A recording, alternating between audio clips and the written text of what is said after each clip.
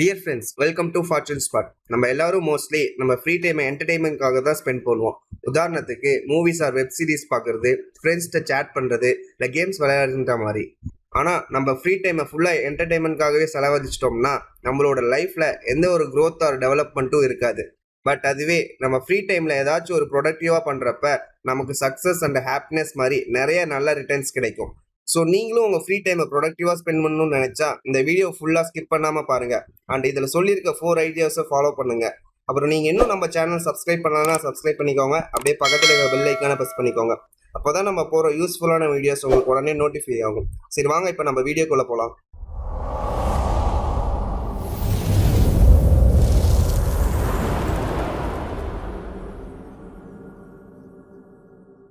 Idea number 1, learn a new language. நம்ம புதுசாக ஒரு லாங்குவேஜ் கற்றுக்கிறப்ப நம்ம பிரெயினில் நிறைய நியூரல் கனெக்ஷன்ஸ் கிரியேட் ஆகும்.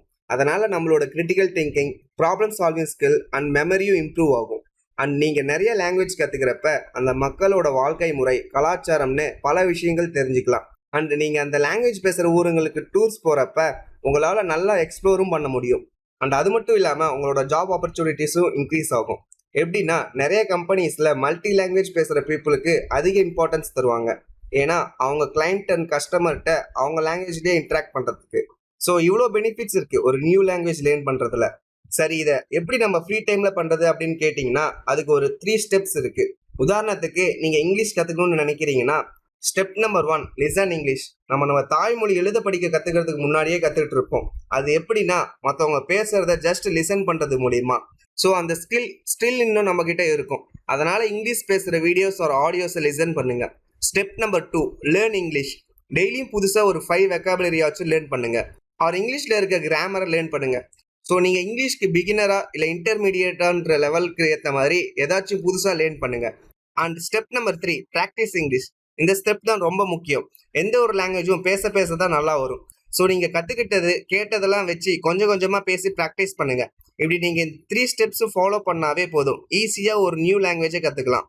Idea number 2, reading books. அதாவது நம்ம ஸ்கூல் காலேஜஸில் படித்த அகாடமிக்ஸ் புக்ஸ் மாதிரி இல்லாமல் நம்மளோட ரியல் லைஃப்க்கு உதவுற மாதிரியான நாலேஜ் தரக்கூடிய finance books, social skill books or diet and fitness புக்ஸ்னு நம்ம அதிகமாக படிக்காத இந்த மாதிரியான புக்ஸை வாங்கி படிங்க.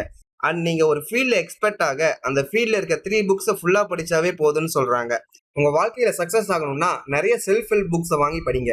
ஏன்னா knowledge is power. And also இந்த ஜென்ரேஷனில் நாலேஜ் இஸ் மணியும் கூட. And step number 3, learn a new skill. நம்ம வச்சிருக்க கேஜெட்ஸ்லாம் ஸ்மார்ட்டாக இருக்கணும்னு நினைக்கிற நம்ம என்னைக்காச்சும் நம்ம ஸ்மார்ட்டாக இருக்கணும்னு யோசிச்சிருக்கோமா? நம்ம ஸ்மார்ட்டாக இருக்கணும்னா நம்மளை அப்கிரேட் பண்ணணும். ஸோ எவ்ரி இயர் ஏதாச்சும் ஒரு 1 or 2 ஸ்கில் லேர்ன் பண்ணுங்க.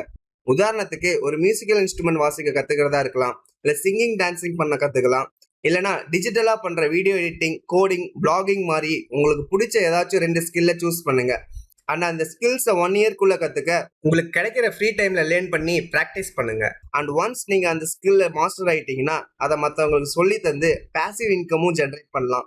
ஸோ நீங்கள் உங்கள் ஸ்கில்ஸ் அப்கிரேட் பண்ணுறது மூலிமா ஸ்மார்ட் ஆகிறது மட்டும் இல்லாமல் பேசிவாகவும் மணி ஏர்ன் பண்ணலாம்.